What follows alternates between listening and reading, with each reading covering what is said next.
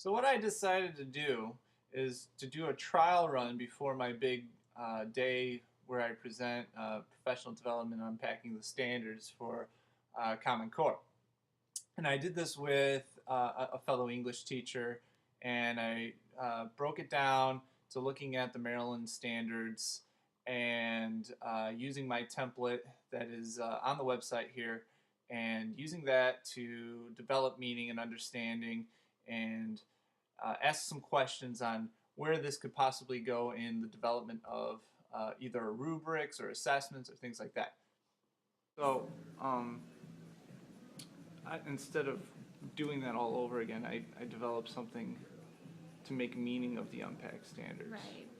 So basically, for the example here is pick a particular strand or what grade level you want to look at, and then we'll go through the process. Let's do So which one did you end up picking?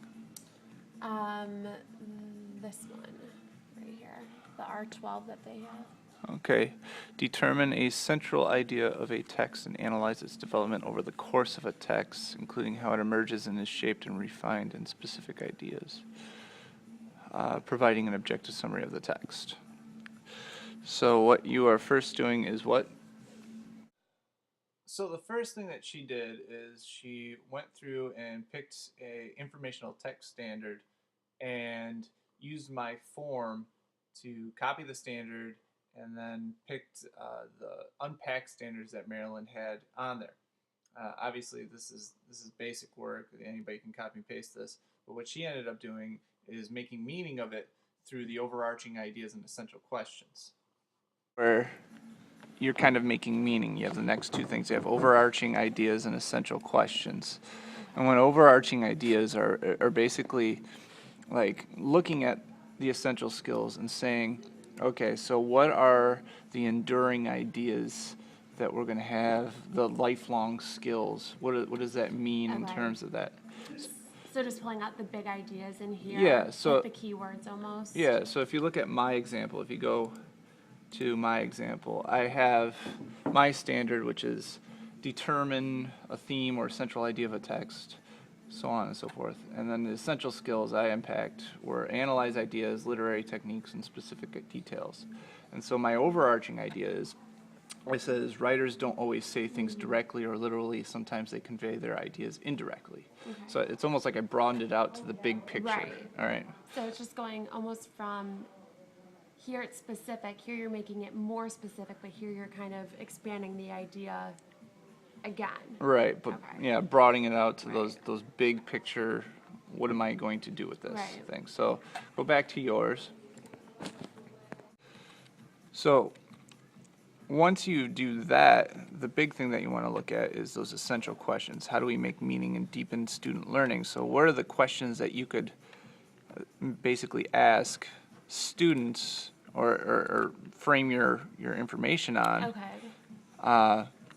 to develop your assessments? So if you look at my example, I have what is the text really about? How do you Right. read between the lines? Those are broad, enriching questions there. So when you're looking at your overarching ideas and what your essential skills are, what are the big questions that we can ask about nonfiction material?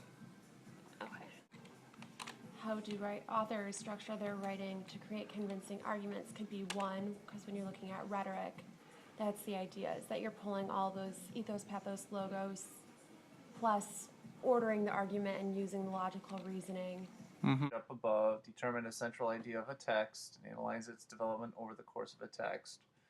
She wrote down the essential skills, which are the unpack standards. So you can look at that right there. But what she made meaning of and how she applied her understanding of it is in the overarching ideas and essential questions. She took readers' need to identify how writers create arguments and look at text in an objective way and pull evidence from text to support central ideas. So these are the big overarching ideas that endured learning is all about. She is learning, taking the understanding of this and broadening it out in case, if a student comes upon new information, this is what they should be able to do. And then the essential questions, and this is where moves into that phase of backwards design, the big questions that she asks are how do authors structure their writing to create convincing arguments, and what evidence from the text supports the argument? So here we see these aren't simply yes no questions. These are things that may not have a one solid way of doing it, and provokes or promotes enriched learning. Okay, these are the questions that our assessment would look at.